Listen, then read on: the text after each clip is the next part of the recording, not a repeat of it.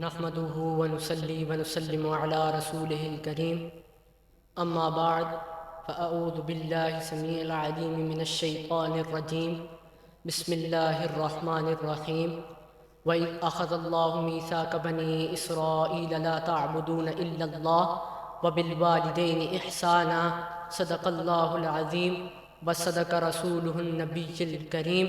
نہایتی عزت و تعظیم کے لائق اساتذہ کرام اور میرے عزیز ساتھیوں، السلام علیکم ورحمۃ اللہ وبرکاتہ۔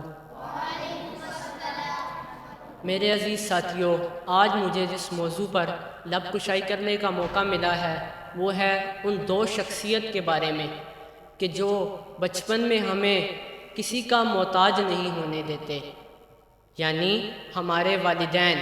آج جس موضوع پہ لب کشائی کرنی ہے وہ ہے ہمارے والدین۔ اللہ تعالیٰ قرآن میں ارشاد فرماتا ہے، جیسے کہ آیت مبارکہ آپ کے سامنے پڑھنے کا شرف حاصل کر چکا ہوں، اللہ تعالیٰ اس میں فرماتا ہے اپنے والدین کے ساتھ احسان کرو۔ اللہ نے جہاں بھی قرآن مجید میں ارشاد فرمایا، سب سے پہلے اپنی عبادت کا ارشاد فرمایا، اس کے بعد فرمایا ہے لوگو اپنے والدین کا احترام کرو، اپنے والدین کے ساتھ احسان کرو۔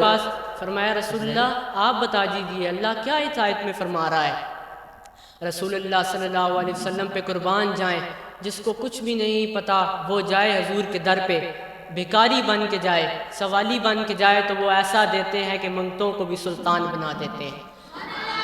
فرمایا یا رسول اللہ اس آیت کا مطلب کیا ہے؟ فرمایا اللہ اس آیت میں فرما رہا ہے کہ اے لوگو میری عبادت کرو، یعنی اللہ بتانا چاہ رہا ہے کہ میرے بعد فوراً والدین کے لیے کتنے سختی سے حکم دیا رب تعالیٰ نے کہ میرے بعد والدین کے ساتھ احسان کرو۔ اللہ تعالیٰ نے فرمایا کہ میں سجدے کا حکم دیتا تو اپنے بعد والدین کے لیے دیتا۔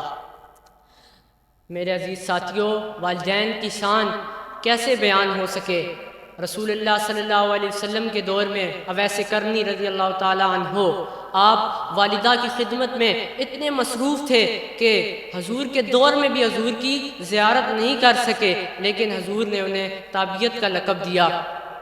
اور جب رسول اللہ صلی اللہ علیہ وسلم کو پتہ لگا کہ وہ اویس کرن کے علاقے میں وہ اویس کرنی جو اپنی والدہ کی خدمت میں لگا ہوا ہے، کیوں نہ اللہ تو اس سے راضی ہے میں بھی اس کو راضی کر دوں۔ رسول اللہ صلی اللہ علیہ وسلم نے اپنا کرتا مبارک حضرت عمر رضی اللہ تعالیٰ عنہ اور حضرت علی رضی اللہ تعالیٰ عنہ کے ساتھ روانہ کیا اور جا کے کہا اویس کرنی کو یہ تحفہ عطا کرو اور بولو کہ تم نے اپنی والدہ کی خدمت کی ہے تو میری امت کے گناہگاروں کے لیے بھی قیامت والے دن تم نے بخشش کا سامان کرنا ہے اور ان کے لیے دعا کرنی ہے۔ رسول اللہ صلی اللہ علیہ وآلہ وسلم نے فرمایا کہ قیامت کا دن ہوگا، سوا نیزے پہ سورج ہوگا، اویس کرنی جنت کی طرف جا رہا ہوگا، اللہ ارشاد فرمائے گا اویس کرنی رک جاؤ رک جاؤ۔ اویس کرنی یہ جو گنہگار امت اس کو کون بخشے گا؟ ظاہری بات ہے میں نے بخشنی، اللہ فرمائے گا، لیکن کس کے وسیلے سے بخشنی ہے؟ فرمایا اویس کرنی تم نے اپنی ماں کی خدمت کیا، میں بھی تم سے راضی ہوں، میرا محبوب بھی تم سے راضی ہے۔ اب تم جس طرف انگلی کرو گے جو تمہاری انگلی کے نیچے جو آئے گا اس کو میں بخشتا چلا جاؤں گا۔ اویس کرنی وہ تھے جنہوں نے اپنی والدہ کی اتنی خدمت کی کہ آج تک ان جیسا شخص کوئی دنیا میں اپنے والدین کی خدمت نہیں کر سکا۔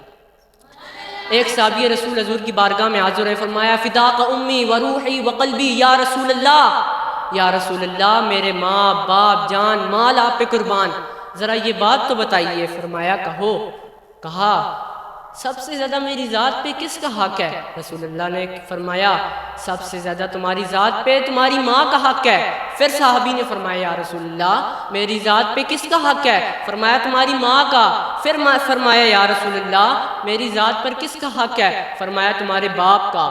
اس طرح پتہ چلا کہ والدین کا حق اللہ اور اس کے رسول بیان کرتے ہیں کہ ان کا احترام ادب لازمی ہے کہ سب سے پہلے والدہ کا، کیونکہ والدہ کو جنت بنایا گیا، والدہ کی قدموں کے نیچے جنت رکھی گئی اور والد کو جنت کا دروازہ بنایا گیا۔ یعنی اس سے معلوم ہوا کہ اپنے والدین ماں ہو یا باپ دونوں کو بڑھاپے میں ہو یا جوانی میں ہو، کیونکہ وہ آپ کو پال پوس کے بڑا کرتے ہیں، اپنے پیروں پہ کھڑا کرتے ہیں، بولنا سکھاتے ہیں، چلنا سکھاتے ہیں، اور اتنا کچھ سکھاتے ہیں کہ ہمیں کسی دوسرے کا محتاج نہیں ہونے دیتے۔ اللہ کے بعد ہم اپنے والدین کا محتاج ہوتے ہیں۔